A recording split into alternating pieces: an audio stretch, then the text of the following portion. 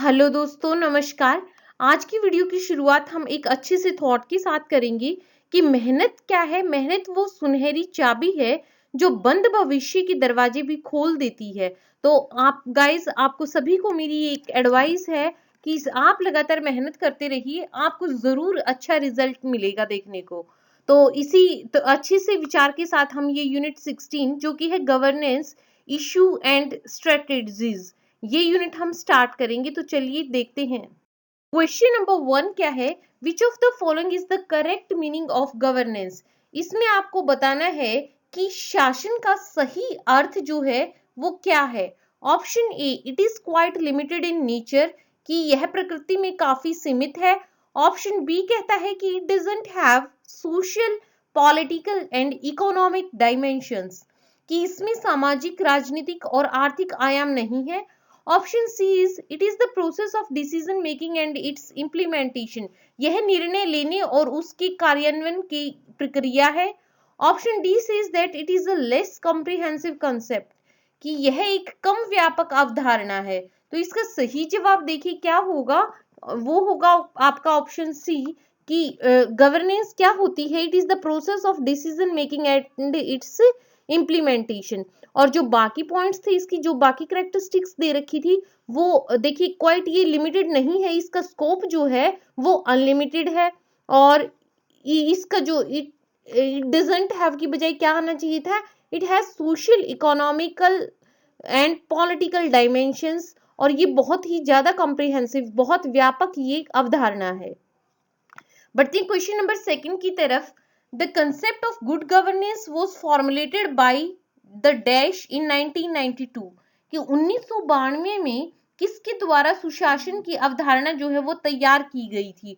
चार विकल्प आपके पास हैं: World Bank, World Health Organization, National Human Rights Commission, या option D Human Welfare Society. तो सही जवाब इसका है वो है आपका option A, World Bank. World Bank के द्वारा, विश्व बैंक के द्वारा 1992 में शासन और विकास शीर्षक से अपनी रिपोर्ट में एक उचित वातावरण बनाने के लिए गुड गवर्नेंस यानी सुशासन को केंद्रीय माना, जो ध्वनि आर्थिक नीतियों के लिए आवश्यक है। बढ़ते हैं क्वेश्चन नंबर 3 की तरफ। विच of the following is the basic function of the government? आपको बताना है कि इनमें से सरकार का जो मूल कार्य है वो क्या है। ऑप्शन ए कहता है providing basic goods and services to the citizens, कि नागरिकों को बुनियादी सामान और सेवाएं प्रदान करना। ऑप्शन बी कहता है रेगुलेटिंग प्राइवेट सेक्टर एक्टिविटीज, निजी क्षेत्र की गतिविधियों को विनियमित करना। Option C is formulating appropriate tax and monetary policies, उपयुक्त कर और मौद्रिक नीतियों तैयार करना। ऑप्शन डी कहता है कि ये सभी जो है all of the above are right. तो सही जवाब आपका ऑप्शन डी ही है, कि ये सारे विकल्प जो है ए, बी और सी, वो सारे ही गवर्नमेंट के क्या है, बेसिक फंक्शंस हैं। बढ़ते हैं नेक्स्ट क्वेश्चन की तरफ। क्वेश्चन नंबर 4 है the Bhagidari project initiated by the Delhi government in the year 2000 is an innovative measure primarily focused towards. इसमें आपको बताना है कि दिल्ली सरकार द्वारा वर्ष 2000 में शुरू की गई भागीदारी यानी कि साझेदारी जो परियोजना है, मुख्य रूप से ये किसके लिए एक अभिनव उपाय है। Option A, purpose of fulfilling organisational objectives, यानी कि संगठनात्मक उद्देश्यों को पूरा करने का उद्देश्य है इसका। ऑप्शन बी है promotion of the use of information technology, सूचना प्रौद्योगिकी के उपयोग को बढ़ावा देना। Option C is increasing employment opportunities, रोजगार के अवसरों में वृद्धि। या option D promotion of good governance, सुशासन का प्रचार करना, यानी कि सुशासन को बढ़ावा देना। तो इसका सही जवाब आपका ऑप्शन डी है। जो भागीदारी प्रोजेक्ट स्टार्ट किया था दिल्ली गवर्नमेंट ने 2000 ईयर में, उसका मेन मोटिव क्या था कि प्रमोशन ऑफ गुड गवर्नेंस, सुशासन को बढ़ावा देना। सुशासन का प्रचार दिल्ली महानगर का सामना करने वाली समस्याओं के समाधान के लिए भागीदारी योजना शुरू की गई थी। इस योजना के पीछे यह विचार था कि लोकतांत्रिक प्रक्रिया में लोगों की भागीदारी रहे, जब योजना शुरू की गई थी तो लगभग 11 नागरिक समूहों की पहचान की गई थी। आज इसके साथ 2000 से अधिक समूह जो हैं वो जुड़े हुए हैं। Question number 5 is which of the following statement is not true about the state and government? इसमें आपको बताना है कि निम्नलिखित में से कौन सा कथन है जो राज्य और सरकार के बारे में सही नहीं है। ऑप्शन ए कहता है the concept of state is wider while the government is a part of the state, कि राज्य की जो अवधारणा है वो व्यापक है जबकि सरकार जो है वो राज्य का एक हिस्सा है। ऑप्शन बी कहता है state is temporary institution while government is permanent, कि राज्य जो है वो अस्थायी संस्था है जबकि सरकार जो है वो स्थायी है।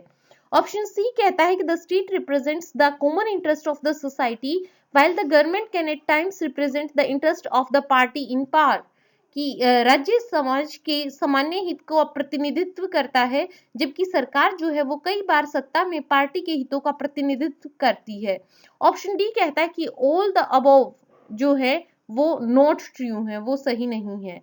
तो इसका सही जवाब क्या हो जाएगा, वो होगा आपका ऑप्शन बी कि स्टेट इज टेम्परेरी इंस्टीट्यूशन। ये बात गलत है, कि ये सही नहीं है कि स्टेट जो है वो टेम्परेरी इंस्टीट्यूशन है और गवर्नमेंट जो है वो परमानेंट इंस्टीट्यूशन है। ये जो है वो सही नहीं है, ये आपका फॉल्स ऑप्शन था और आपको फॉल्स ऑप्शन ही इसमें से सिलेक्ट करना था। क्वेश्चन नंबर 6 है the main components of the governance as propounded by the World Bank in 1989 include, कि 1989 में विश्व बैंक द्वारा प्रस्तावित शासन के मुख्य घटकों में क्या शामिल है। ऑप्शन ए है पब्लिक सेक्टर मैनेजमेंट, सार्वजनिक क्षेत्र प्रबंधन। Option B is accountability and legal framework for development, विकास के लिए जवाबदेही और कानूनी ढांचा। Option C is transparency and information accessibility, पारदर्शिता और सूचना को एक्सेस करने की power. And option D is all of the above, उपरोक्त सभी। तो इसका सही जवाब जो है वो आपका ऑप्शन डी ही है, क्योंकि ये वेरी क्लियर है सबको कि मेन कंपोनेंट्स क्या होते हैं गवर्नेंस के, जो ये सारे ही ये इंक्लूड करती है पब्लिक सेक्टर मैनेजमेंट को, अकाउंटेबिलिटी को, लीगल फ्रेमवर्क को डेवलपमेंट के लिए, ट्रांसपेरेंसी उसमें होनी चाहिए, इंफॉर्मेशन एक्सेसिबिलिटी होनी चाहिए। बढ़ते हैं नेक्स्ट क्वेश्चन की तरफ।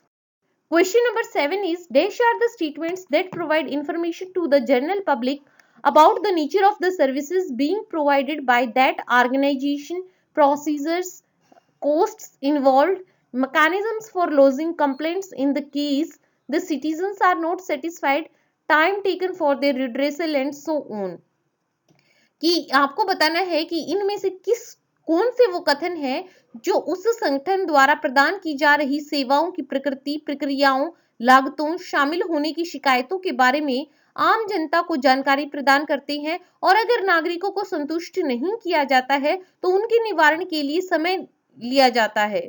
तो सही जवाब आपको सिलेक्ट करना है। 4 विकल्प आपके पास हैं, सिटीजन्स चार्टर्स यानी कि नागरिकों की चार्टर्स। ऑप्शन बी है रूल ऑफ लॉ, कानून का नियम। ऑप्शन सी अकाउंटेबिलिटी, जवाबदेही, या option D none of these, इनमें से कोई नहीं। सही जवाब इसका है आपका ऑप्शन ए, सिटीजन्स चार्टर्स जो है वो स्टेटमेंट्स होती हैं जो किसी भी संगठन द्वारा प्रदान की जा रही जो सेवाएं होती हैं उनकी नेचर, उनकी प्रोसेसेस को, उनकी लागतों को, शामिल होने की शिकायतों के बारे में आम जनता जो है, पब्लिक जो है, उसको जानकारी प्रदान करती हैं। और अगर फिर भी जो सिटीजन्स हैं, जो भी नागरिक जो है वो सेटिस्फाई नहीं होते हैं तो फिर उनके निवारण के लिए समय लिया जाता है। क्वेश्चन नंबर 8 की तरफ बढ़ते हैं। The concept of citizens charters originated in, आपको बताना है कि जो नागरिकों की चार्ट है इसकी अवधारणा कहाँ, किस जो कंट्री है उसमें उत्पन्न हुई। 4 विकल्प आपके पास है। Option A is USA, B is Russia, C is Britain and D is India. तो सही जवाब जो है वो है आपका ऑप्शन सी, ब्रिटेन। ब्रिटेन में से जो है सिटीजन्स चार्टर्स का कंसेप्ट जो है ये शुरू हुआ। Question number 9 is the right to information act was passed by the parliament at the central level government on, आपको बताना है कि संसद द्वारा केंद्रीय स्तर पर सूचना का अधिकार अधिनियम कब पारित किया गया था। 4 विकल्प है आपके पास। 12 दिसंबर 2005 को, 11 मई 2005, 13 जून 2005, ये 11 सितंबर 2005। सही जवाब है आपका ऑप्शन बी 11 मई 2005 को। तो देखिए, सूचना का अधिकार यानी कि आरटीआई जो है वो भारत की संसद का एक कार्य है जो सूचना के अधिकार से संबंधित नियमों और प्रक्रियाओं को निर्धारित करता है। इसने जो इससे पहले था सूचना की स्वतंत्रता अधिनियम 2002, उसको इसने रिप्लेस किया।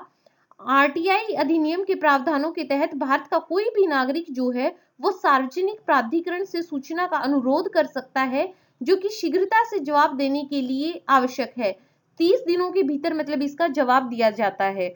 और इसका देखिए, अगर आपसे पूछा जाए कि जो ये एक्ट है वो, इसमें कंफ्यूज नहीं होना है आपको डेट्स में इसकी, कि आरटीआई जो एक्ट था 2005 का, इसको पूरी तरह से लागू जो किया गया वो 12 अक्टूबर 2005 को किया गया था। लेकिन देखिए 15 जून 2005 को इसको संसद द्वारा पारित किया गया था 15 जून को, जबकि प्रेसिडेंट की जो स्वीकृति मिली उसके बाद। और उससे पहले 11 मई 2005 को इसको सेंट्रल लेवल पर पार्लियामेंट ने इसको पास कर दिया था। फिर 15 जून 2005 को जून में इसको स्वीकृति मिली और पूर्ण रूप से ये 12 अक्टूबर 2005 को लागू हो गया था। बढ़ते हैं 10th क्वेश्चन की तरफ। क्वेश्चन 10 है, the RTI act seeks to promote which of the following qualities in the administrative decisions to enable people to have an easy access to information except those relating to the national defense and security।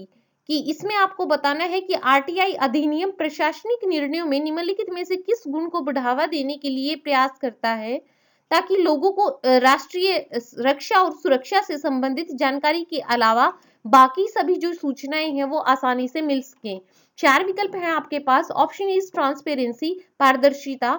Option B is punctuality, समय की पाबंदी। Option C is efficiency यानी दक्षता। Option D is stability, स्थिरता। तो सही जवाब इसका है आपका ऑप्शन ए, ट्रांसपेरेंसी। कि सारे फील्ड में जो भी कॉमन पब्लिक है उसको अधिकार है कि वो किसी भी चीज के बारे में वो इंफॉर्मेशन हासिल कर सकती है। तो इसमें ट्रांसपेरेंसी मतलब इसका मेन मोटिव है आरटीआई एक्ट का, पारदर्शिता प्रदान करना। लेकिन जो नेशनल डिफेंस और सिक्योरिटी है उससे रिलेटेड इंफॉर्मेशन इसमें शेयर नहीं की जाती है। इसके अलावा जो बाकी जो भी फील्ड्स बच गए हैं उन सब के रिगार्डिंग हम जो है वो आरटीआई फाइल कर सकते हैं। Question number 11 is, the RTI act 6 gives right to seek information from.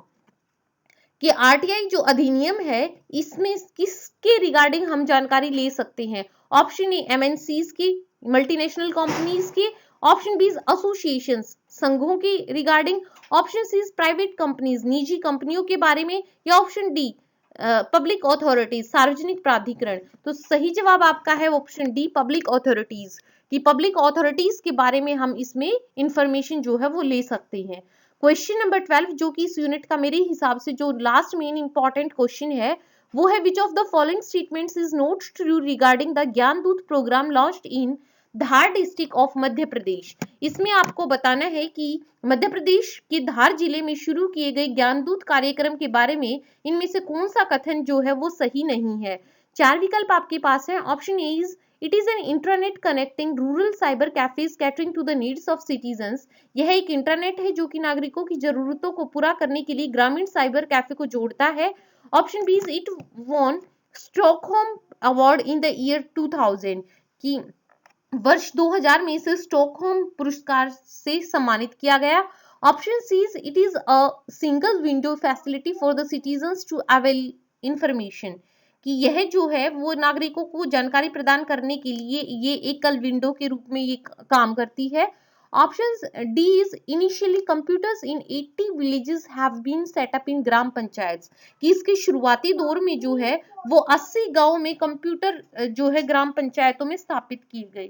तो आपको इसका देखिए गलत विकल्प आपको चुनना था, कि जो सही स्टेटमेंट नहीं है ज्ञानदूत प्रोग्राम को लेकर वो चुननी थी। तो वो है आपका ऑप्शन डी, कि क्योंकि इसमें 80 गांव में नहीं केवल 31 विलेजेस में, 31 गांव में ये जो है शुरुआती दौर में शुरू किया गया था, जो लोगों को उपयोगकर्ता प्रभारी आधारित सेवाएं प्रदान करने के लिए किया गया था। तो आपको ज्ञानदूत प्रोजेक्ट का एक चीज याद रखनी है कि ये कहाँ है, धार डिस्ट्रिक्ट मध्य प्रदेश में है। और बाकी जो इसकी जो स्टेटमेंट है वो मैंने आपको, ये इसकी जो कैरेक्टरिस्टिक्स है इसके बारे में इंफॉर्मेशन जो है वो बाकी ABCD विकल्प के माध्यम से आपको बताई है। तो इसी के साथ जो ये यूनिट थी इसके मेन क्वेश्चंस मैंने आपको कवर करवा दिए हैं। आशा है कि आपको ये वीडियो पसंद आई होगी, तो इसको ज्यादा से ज्यादा शेयर करते रहिए और वीडियो को लाइक दीजिए। चैनल को सब्सक्राइब नहीं किया है सब्सक्राइब कीजिए और stay tuned with the channel, ताकि मैं नई वीडियो में आपको लेके आऊं तो आपको तुरंत आपको जानकारी मिले उस वीडियो की। धन्यवाद।